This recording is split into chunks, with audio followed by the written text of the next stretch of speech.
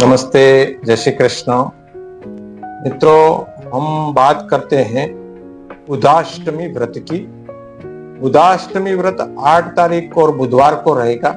यह एक महत्वपूर्ण व्रत है जिसका हमारे शास्त्रों में बहुत उल्लेख किया गया है। शिव पुराण में, गरुड़ पुराण में, अग्नि पुराण में, भविष्य पुराण में, स्कंद पुराण में, सभी में बुधाष्टमी के संदर्भ में बहुत विस्तृत व्याख्या दी हुई है। बुधाष्टमी व्रत की कथा और उसका महात्म सुनना भी बहुत महत्व रखता है। बुधाष्टमी में बताया गया है कि इस व्रत को जो भी करता है वह श्रेष्ठ लाभ प्राप्त करता है। ज्योतिषी दृष्टि से भी इसका बुध ग्रह के खराब होने या उसकी दशा अंतरदशा होने की स्थिति में जब हमें बुध का लाभ नहीं मिलता है या बुध के ग्रह के वक्री या पाप स्थान पर स्थित होने पर होने वाले जितने भी नुकसान है उससे बचा जा सकता है। बुधाष्टमी के दिन भगवान श्री गणेश का व्रत, तप, जप और उस दिन किए जाने वाले जितने भी दान, स्नान, पुण्य हम जो भी करते हैं वह जिस प्रकार से हमारे ग्रहण के समय में लाभ मिलता है ठीक वैसा ही लाभ हमें मिलता है।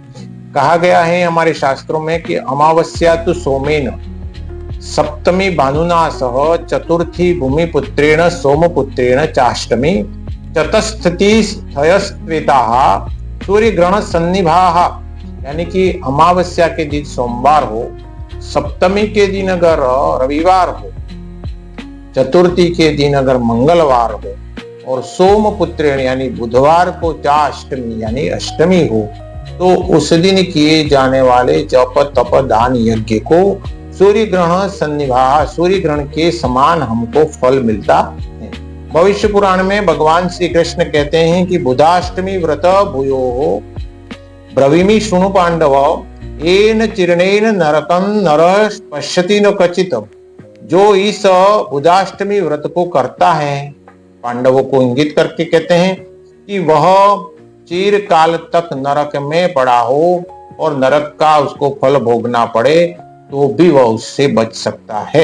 यहाँ तक भी कहा गया है कि अगर कोई व्यक्ति संकल्प करे और अपनी गलतियों को स्वीकार करके आगे भविष्य में किसी प्रकार की गलती न करने का संकल्प लेने वाला व्यक्ति पाप कितना भी बड़ा कर लिया और पुनः पाप न करने की भावना रखते हुए अगर बुधाष्टमी का व्रत करता है तो वह ब्रह्म हत्या के पाप से भी बच जाता है।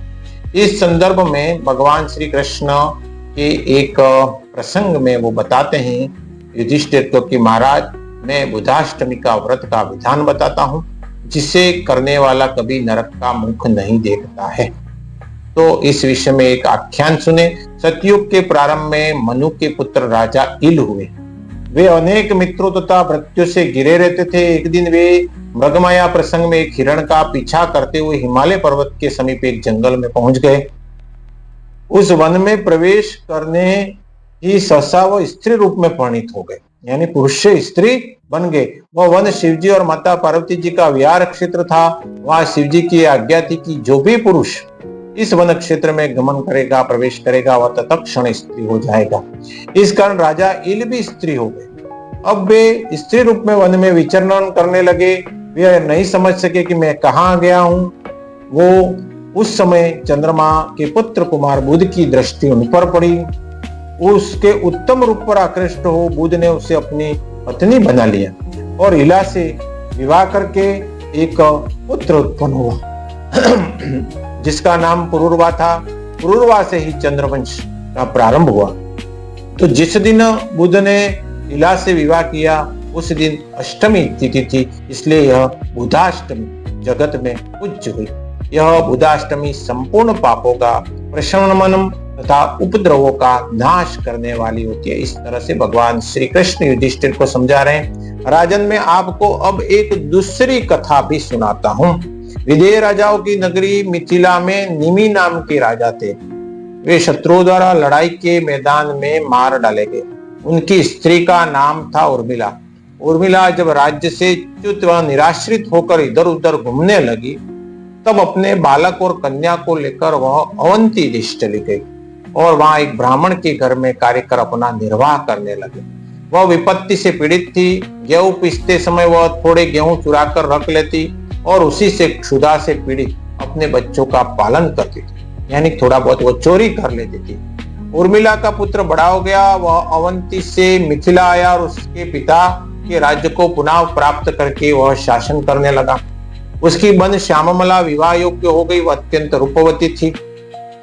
अवंती देश के राजा धर्मराज ने उसके उत्तम रूप की चर्चा सुनकर उसे अपनी रानी बना लिया। एक दिन धर्मराज ने अपनी प्रिया श्यामला से कहा, वैदेही नंदिनी, तुम और सभी कामों को करना, परंतु 7 स्थान जिसमें हमारे महल में ताले में बंद है उसमें तुम कभी मत जाना। श्यामला ने बहुत अच्छा कहकर पति की बात मान ली, परंतु उसके मन में कौतूहल बना रहा कि ये 7 स्थान ऐसे क्या हैं जहां पर मुझे नहीं जाना चाहिए, ऐसे मेरे पति ने क्यों कहा। जब हम किसी को कोई बात मना करते हैं तो वो उस और वो ज्यादा ध्यान देता है। एक दिन जब धर्मराज अपने किसी कार्य में व्यस्त थे, तब श्यामला ने एक मकान का ताला खोलकर वहां देखा। उसकी माता उर्मिला को अति भयंकर उस कमरे में यमदूत बांध कर तप्त तेल के कड़ाह में बार बार डाल रहे थे। लज्जित होकर श्यामला ने वह कमरा बंद कर दिया। फिर दूसरा ताला खोला तो वहां भी देखा कि उसकी माता को यमदूत शिला के ऊपर रखकर पीस रहे हैं और माता चिल्ला रही है। उसी प्रकार उसने तीसरे कमरे को खोलकर देखा कि यमदूत उसकी माता के मस्तक में लोहे की कील ठोक रहे हैं। इसी प्रकार चौथे में अति भयंकर श्वान उसका भक्षण कर रहे हैं और 5वें में लोहे के संदर्श से उसे पीड़ित कर रहे हैं। तो 6ठे में कोलूक के बीच ईख के समान पेरी जा रही है और 7वें स्थान पर ताला खोलकर देखा तो वहां भी उसकी माता को हजारों कृमि भक्षण कर रहे हैं और वह रुधिर आदि से लथपथ हो रही है। यह देखकर श्यामला के मन में विचार आया कि मेरी माता ने ऐसा कौन सा पाप किया जिससे यह दुर्गति प्राप्त हुई। तो यह सोचकर उसने सारा वृत्तांत अपने पति धर्मराज को बतलाया। धर्मराज बोले, प्रिय, मैंने इसलिए पहले से ही कहा था कि 7 ताले कभी न खोलना, नहीं तो तुम्हें बड़ा पश्चाताप होगा। जिसकी माता को इतना बड़ा ही सजा मिल रही हो अलग अलग तरीके से, तो कैसे वह सहन कर सकती है। तो तुम्हारी माता के संतान ने गेहूं चुराए थे, यानी कि चोरी बहुत बड़ा पाप होता है। क्या तुम इस बात को नहीं जानती हो? तुम मुझसे पूछ रही हो, ये सब उसी कर्मों का फल है। इसलिए मित्रों, कर्मों का फल हमें अवश्य मिलता है। तो उसके इस तरह से भक्षण करने पर, चोरी करके अन्न का भक्षण करने पर 7 कुलों की अधोगति हो गई और खुद को भी इतनी बड़ी सजा मिल रही है।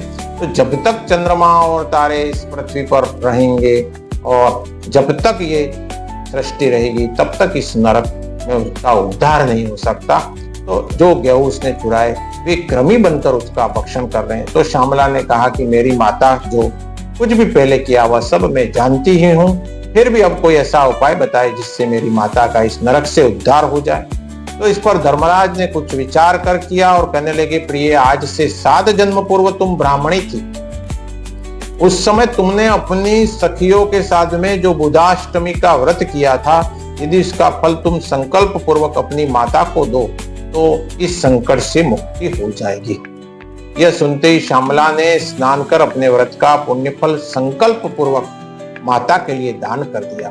व्रत के फल के प्रभाव से उसकी माता को उसी क्षण दिव्य देह धारण करके विमान में बैठकर अपने पति के सहित स्वर्गलोक को चली गई और बुध ग्रह के समीप स्थित हो गई। तो राजन, अब इस व्रत के विधान को आप सावधान पूर्वक सुनिए। भगवान कृष्ण समझा रहे हैं कि जब शुक्ल पक्ष या कृष्ण पक्ष की अष्टमी को बुधवार पड़े तो उस दिन एक भुक्त व्रत करना चाहिए। पूर्वाह्न में नदी आदि में स्नान करें और वहां के जल से भरा नवीन कलश लाकर घर में स्थापित कर दें। इसमें जो भी हमारी जो क्षमता हो उतना उस कलश में दान के लिए राशि या जो भी रख सके रखें। पास के पात्र में पकवान भी रखें तो श्रेष्ठ है। 8 बुधाष्टमियों का व्रत करें और 8 के क्रम में 8 पकवान, मोदक, घी का वटक, श्वेत कसार से बने पदार्थ, सुहालक, खंड युक्त अशोक वर्तिका और फल, पुष्प, फैनी आदि अनेक पदार्थ बुध को निवेदित कर बाद में स्वयं भी अपने इष्ट मित्रों के साथ भोजन करें। साथ ही बुधाष्टमी की यह कथा सुने, बिना कथा सुने भोजन न करें।